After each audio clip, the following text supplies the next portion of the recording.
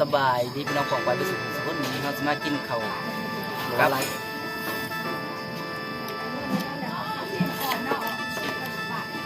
บัวลายพบกับเราเส้นเก่าเส้นเคยเนาะท่านผู้เบิ่งสองเบาผู้ไทย กับสอง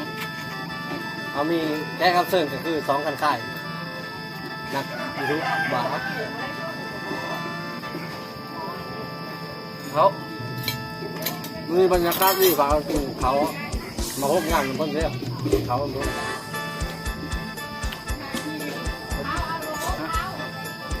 เอาแล้วเอาแล้ว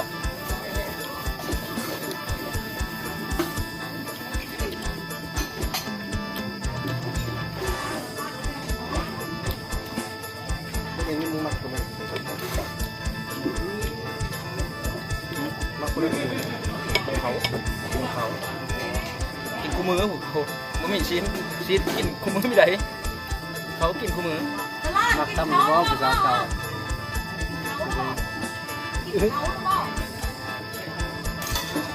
เขาเอาเขาจะบอกคลิปนะเป็นอะไรเฮ้ยโอ้เด็ดเป็นเด็ดอะไรกันนะมันเป็นพักรอพักปีก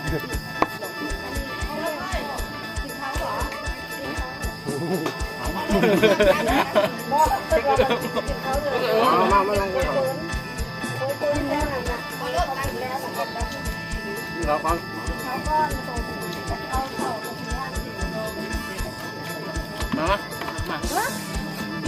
มาเข้ามาน้อง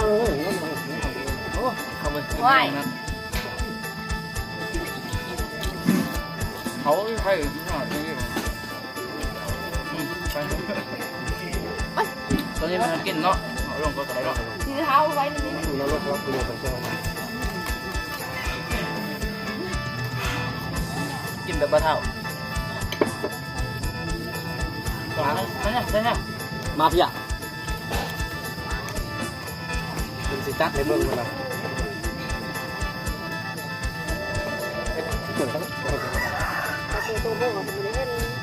โอ้แดดบนโต๊ะกับบัวโม่เลยแม่ว่ะ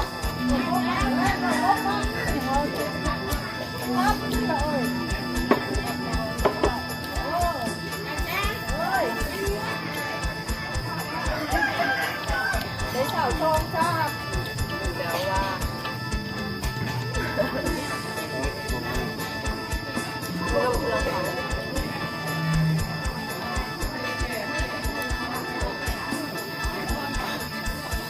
มาพริกนี่เนี่ยสองกันไข่มันกินกันเนี่ยจิ๊บๆเลย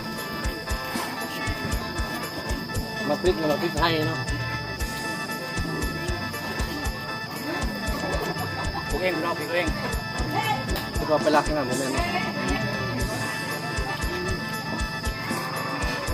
ดังไรเดอร์ที่ตลาดบักครับไม่ดีขอบคุณเจ้าเป็นยังไงน้อยน้ำไปเฮ้ยได้เป็นเขานั่นละมาเมื่อกี้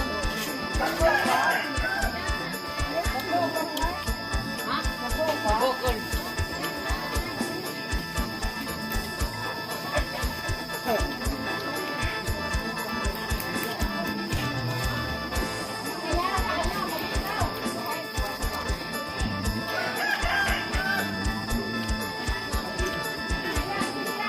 แล้วก็เก็บโมนะสิคุณหลวงครับแบบนี้บ้านไหนก่อนเป็นเนาะพีเคเอาพีเคมาเลยไปเลยสั่งไปเลยลุงน้อยหมดลุงน้อยหมดเลยมาเชิญเบียร์ปาร์ตี้เขาตัวดูอยู่ตัวอยู่แล้วเขาบอกเขาตัวเนี้ยเขาเล่นเลยสิความจริงนะเคยกินปลาหิน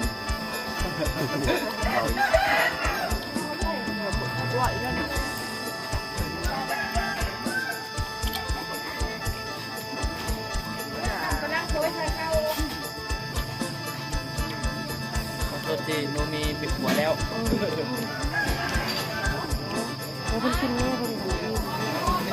ณ คือว่าตัวที่นี่บนจะให้ลุงเหลี่ยม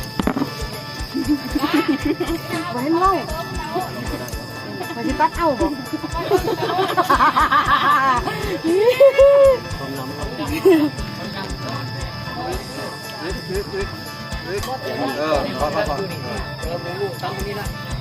มันกูขอของทางนี้ได้ในนึงเพื่อแบบว่ามี FC มาเลยแบบว่าตามหาคนในคลิป ตามมาคนในคลิปแช่ก็ทำ ตามมาคนละคลิปน็อกน็อก มันซับก่อนมีแก๊สเตอร์ มันก็แจ็คเกินแล้วบอกมันไม่เคย ไม่เคยกดติดตาม คุณแจ้งเหมือนแจ้งโดยชอบของมันจำเองติดตาม มันเขาเบิ่งแล้วมันเอง ไม่ใช่เปลือกเฮ็ดเองเขาไปแช่แบบแช่เอง อ้าวคนที่ตามก่อนเนาะเป็น47ตื่นเช้ามากอ่ะโอ้ยแล้วนี่มันจะอัพ เขายกเลิกเนาะ เอาสงสัยเสียซักตายอยู่ตัวกันจ้า5,000 6,000 6,000 5,000ตายเยอะจริงๆคนค่ะนี่ก็ให้อยู่ สบายดีบ่สบายดีอัน20,000คนทวิต ไปที่3 นาที สบายดี FC อยู่ดิ สบายดีจำเลย ทั่วโลก มีคนเบิ้ง มันไม่คนเบิ่งได้ตามนาทีแล้วนาทีมันเป็นเลย สบายดี3 นาที ไล่ขึ้นก็เก่าได้รอบอ่ะดีนาทีแล้ว คนเบิ้งบ่ เอาเข้ามาแล้วก็กดใจให้รัวๆเด้อดิ50,000คนเลยเนาะยอดไล่ขึ้นมาแบบยากไว้ โอ้ผมแม่น5 นาที คือในบางทีบ้านเดียวพอเลยพอดี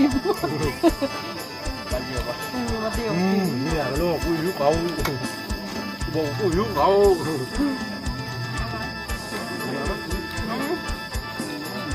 คอนเทนต์ของช่องตัวเอง มึงต้องเอ็ดได้ทุกอย่างเพื่อของตัวเอง ชงผมเป็นชงพ่อไม่เป็นชงพ่อจะได้ มันเป็นมาเลย เป็นแค่ชื่อ มันมีไว้อะไรกันเนี่ยนะ เขาเจอช่องตัวเองโอ้ย พ่ออุตส่าห์แบบบอล น้องเอาไปก็ได้ เพื่อช่องน้องแต่ผมดูเพราะ กินบนน้องโบตัน ได้ได้แม่น้องได้ โอ้ ตอนนั้นน่ากินตะควันนะครับมันจะเป็นเบิร์ด โอ้ตักเด้อ มัดหน่อยนึงผัดมัน วันหนึ่งบ่ เบิร์ดวันหนึ่งเป็ดขนาดว่าเบิร์ดวันหนึ่ง เพชรเป็นโอ้บ่เพชรปันได้ไปกินขวัญนะ วันหนึ่ง อิ่ม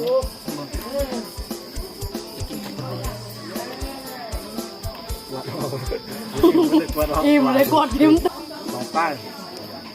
เอาล่ะขึ้นมาขอบคุณมันน่าขึ้นมาขอบคุณ ที่ว่ามาเฮ็ดอันนั้นตายตักมาให้เจ้า มาตักน้ำปุ๊บเลยเฮ้ยหนังเข้มเต็ม นี่ แล้วฮัลโหลพ่อ นี่มาคิดกันทานตำส้มตำส้มเลยนี่เด้คนตำส้มเลยนั่นแม่บอกดี กินแข่งกันไปโชว์ เอาไปให้แล้วโอ้บาทเอาตัวนี้ได้ดี เด็กปัญหาเลยมึง กูเขากองเข้ามาหนากูกับข้าวเข้าหนอกมาตัวจริงเถอะหัวแล้ว ตู้เขายังรอดอะไร กองอันนี้มันลอกลวง ของ เอ คนที่ อว่าอย่างนี้ กูรออีดี โทษนะพี่เห็นว่าก็ได้นัดกันเด็กคงทันมันคือเลี้ยงโอ้ยฮ่า แล้วอีน่ะมาเขาเตือนได้เลยสิเฮ็ดไม่เว้น ยักกูสิเอ็ดเองเลยมึงก็เอ็ดแล้ว 1,000เนาะรู้แหละ2,000เบียร์ทั้งหมดมันคันเบียร์ในคันเบียร์ในคัน2,000 บ่มีนะบ่มีเงินไปหน่อยแต่เขารักเอาไปเบิ้ลแล้ว ทำไมพอต้อง ไป 3,000 ให้ ขึ้นแล้ ดาว วพายมาเอาไป เอ เสน อ อ พวกบุหรี่เอาไว้ในบุหรี่นะแม่ บุเล่มาพอ ได้ยิน ให้ร้ายจ่ายร้ายประตู อัดลงเฟซอีกแท็กเราพร้อม เออ พันให้มิลิเงินติวให้พันหนึ่งนะและ มึงว่าว่าจากแม่คือว่าแม่เนี่ย มากเลยลิ้นเลยค่ะเจอกันเบ็บเบิ้ลเลยละเบิ้ลเลยจะเบ็บผม ฮะ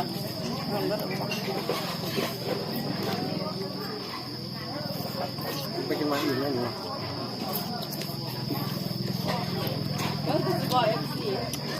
อันตามหาผู้อยู่ในคลิปในเด้อ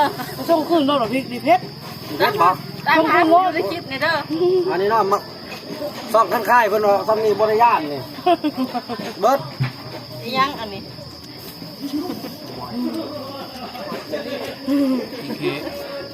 อันมันก็ยังกินเลยมันรู้สึกเอาไปเลยลงไปกันย่า เขาเมื่อ เขาเดียวมันได้ฮะ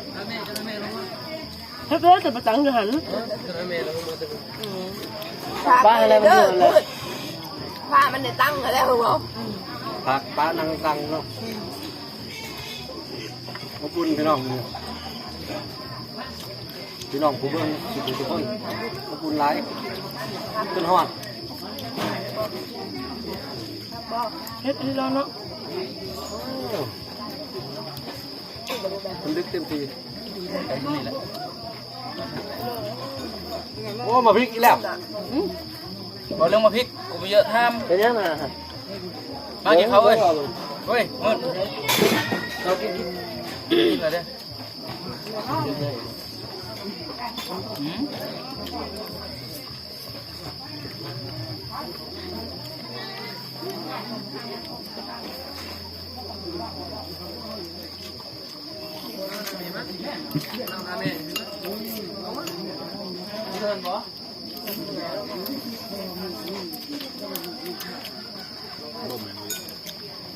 เฮ้ย บุตร เฮ้ยแล้วไม่จับแล้ว เห็นไหน ชามเลยหลังด้วย คุณคงได้มากินสิ มันมาเต็ม เช้าก่อนเลยเขากินก้อนเขาเดียวมันมีคนโถย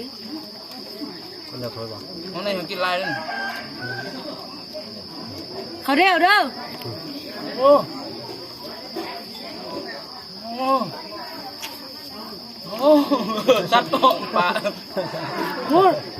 ทางสวยตาเนี่ยเขาเดียว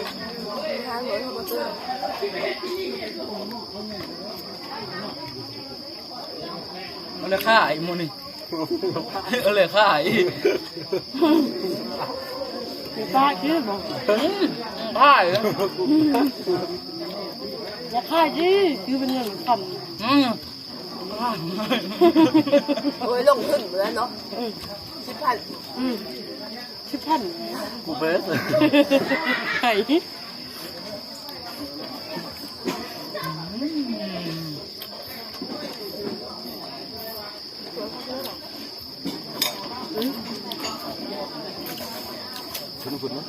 บ้า ตาแม่เห็นไหม เนี่ย